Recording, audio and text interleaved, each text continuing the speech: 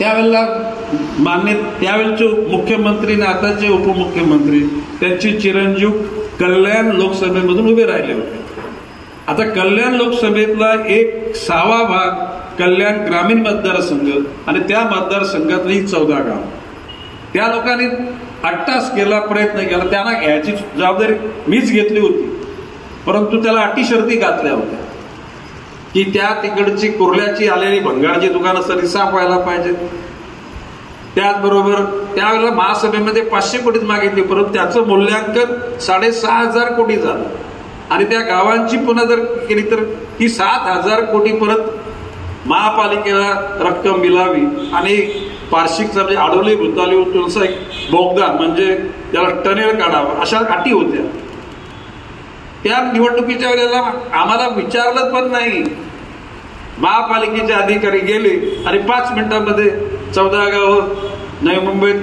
अरे अशी दादागिरी चालते का महाराज? आणि गणेश नाईक ती सण करेल का? मंत्रीपद गेलं बाजूला, आमदारकी गेली बाजूला. एक कार्यकर्ता म्हणून नवी मुंबईच्या जनतेकरता गणेश नाईक रस्त्यात उतरले. मी ज्यांना सांगायचं त्यांना सांगून मोकळं झालो. नवी मुंबईवर जर ही 14 गावं आली ना तर नवी मुंबईच्या लोकांच्या जीवनाचा पूर्ण सत्यानाश झाल्याशिवाय. हे मी का सांगतो? ही तुम्ही जनसामान्यामध्ये तुम्ही कार्यकर्त्यांनी सांगितलं पाहिजे, समाजसेवकांनी सांगितलं पाहिजे. आम्हाला दुसऱ्याचं नको आहे, परंतु आमचं जे आहे आम्ही अतिशय पवित्रपणानं कुठल्याही माणसाच्या ताटातून खेचलं नाही, कोणाच्या खिच्यातून घेतलं नाही, कोणाला फसवलं नाही. आणि जर आमचा मोडका तोडका संसार गुन्ह्या गोविंदाने जर आम्ही जर परमेश्वराच्या कृपेने जर नीट करत असू तर त्यामध्ये आम्ही कोणाचं हस्तक्षेप सहन करणार नाही.